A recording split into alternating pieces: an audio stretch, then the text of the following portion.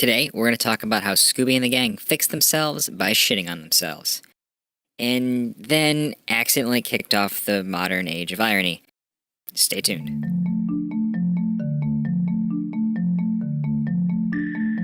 Remember back in the day, old folks, how the Scooby Doo formula worked? Step 1, spooky stuff goes down. Step 2, kids investigate spooky stuff. Step 3, spooky stuff is really just some jerk dude in a bad mask.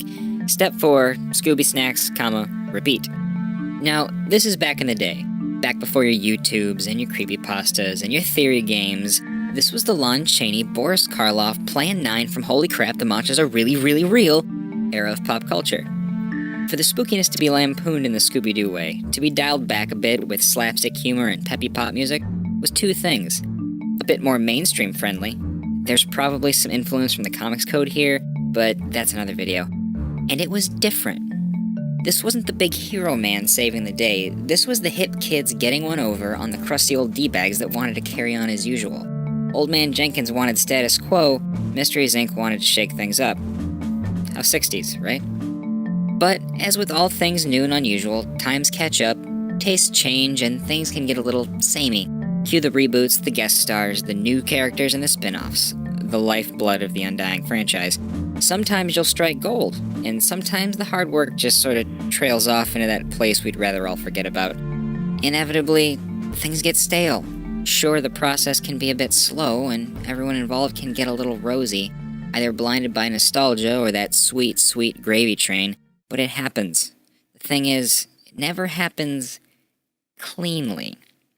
There's rarely a sharp break in tastes, or truly rapid changes in culture. Sure, it can feel like that sometimes, but it's usually just because you weren't paying attention when the little baby roots took hold.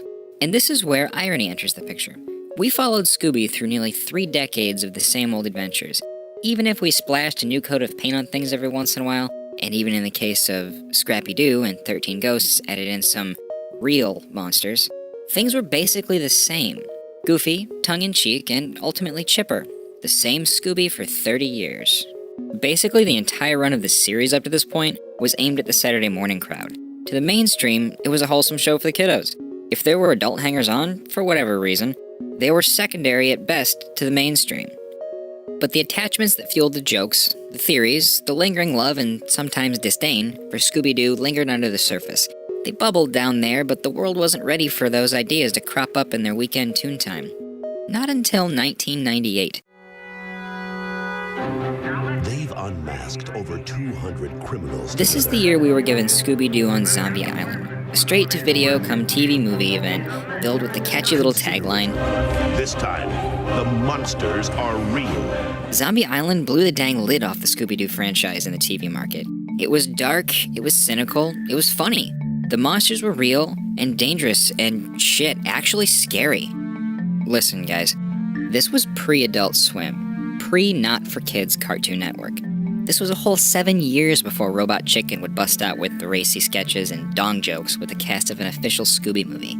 To have the main characters of a long-standing IP spend the first act and a half of an ambitious feature-length film, essentially roasting multiple decades of proven formula, and then flip that on its head with walking corpses, literal human sacrifice, and implied mass murder in a kids' cartoon? That was gutsy. When the dust settles, the question becomes, so what? Why do we care about another attempt to revive a flagging franchise by tweaking an established product? We remember Scrappy. I'm gonna argue that Scooby-Doo on Zombie Island was a little different.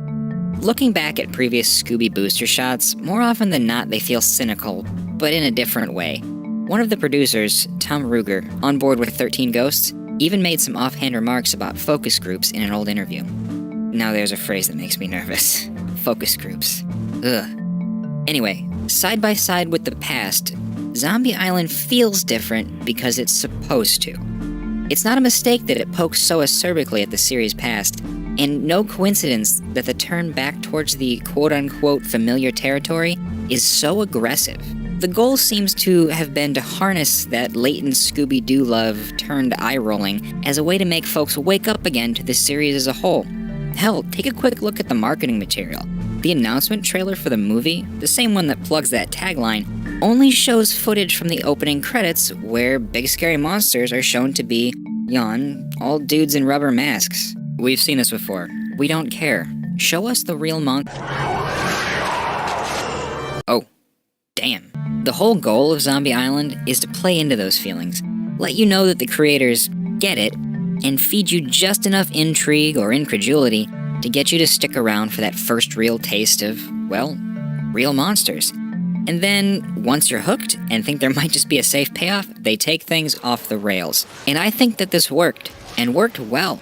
In the context of 1998, Zombie Island was a solid little film that departed just far enough from the established Scooby formula to deliver on its promises without sacrificing the humor and ultimately wholesome vibe that comprises the core appeal of the property as a whole. But at the same time, it started something new. Now, before I dive too deep into this point, I want to sidebar and point out that no, tongue-in-cheek lambasting wasn't new in 1998, or even in 1968. And no, irony wasn't invented in the year 2000. But these things do seem to run in cycles. The mainstream picks up an underground vibe, and that snowballs until the underground gets sick of the new hotness and starts to undermine that. Then the cycle repeats ad nauseum. The important part of that cycle, though, is there's always some catalyst or little cluster of catalysts that really starts to galvanize that shift from the underground to the mainstream. And this is all part of a never-ending culture pump that replaces the stale/popular with the fresh/hip.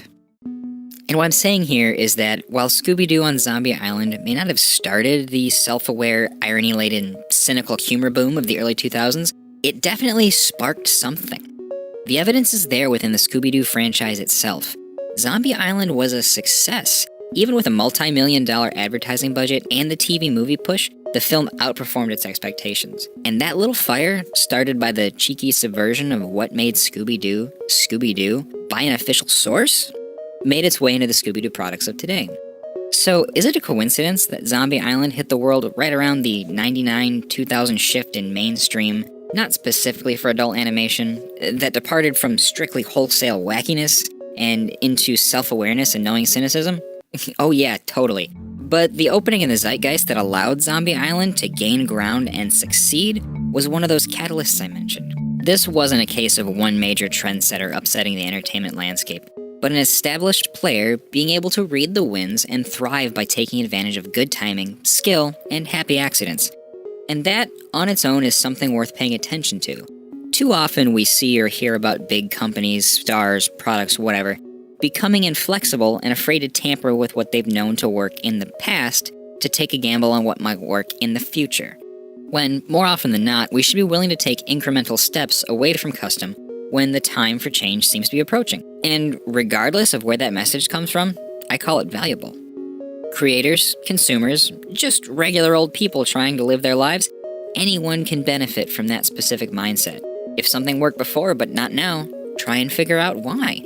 You may not always succeed, hell, you'll probably fail more often than not, but progress isn't always promised or cheap. So take a lesson from the Scooby Gang and be prepared to unmask the problems that crop up in your life.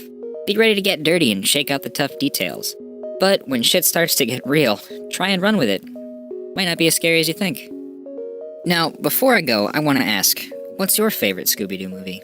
Is it Zombie Island, Witch's Ghost, or one of the others?